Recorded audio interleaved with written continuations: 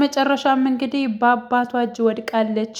አሁን ላይ እንግዲህ አባቷ ታገቢያለሽ በማለት እንግዲህ አስገድዷታል።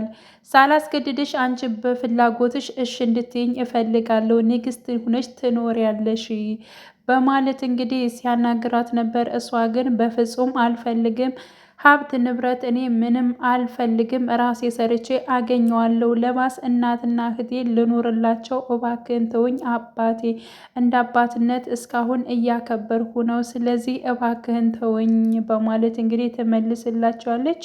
እንግዲህ አባት ግን በፍጹም ብሏል። እንግዲህ እኔ በማህበረሰቡ ላይ በጣም እየተሰደብኩ ነው፣ ስሜም እየጠፋ ነው ያለው፣ ስለዚህ መሆን አለበት በማለት እንግዲህ አስገድደዋታል።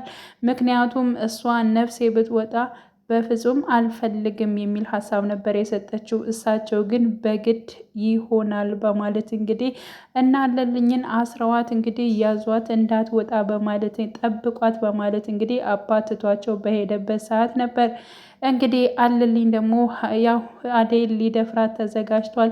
አንተ በሩን ያዝና ወይንም ደግሞ የሚመጣ ሰው ካለ ጠብቅ፣ ከዛ እኔ መጥቼ ደግሞ እጠብቃለሁኝና የሆነ ነገር መስራት አለብን፣ እንደዚህ የሚያሳሳ ብርቱካን የመሰለ ገለዋን አይችማ ዝም ብዬ አሳልፌ አልሰጥም በማለት እንግዲህ አለልኝ ያልሆነ ነገሮችን ለመስራት ተዘጋጅቷል።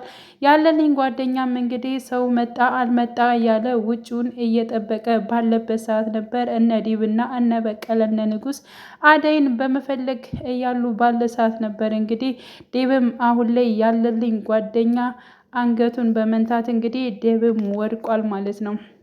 እና እጅግ በጣም ነው የሚያሳዝነው ያሁኑ ፓርት። አደይስ አለልኝ ጉዳት ያደርስባታል ወይንስ ደግሞ እነ ንጉስ ወይንም በቀለ ሊደርስላቸው ይችላሉ? አሁን ላይ እሱ መያያዙንና እንዲሁም ደግሞ ዲብ መመታቱን ንጉስ አይቷል ማለት ነው። ስለዚህ እሱን ይከላከላሉ ወይንስ ደግሞ ቀጥታ ወደ ቤት ገብተው አደይ ካለችበት ነገር ውስጥ ሊያወጧት ይችላሉ?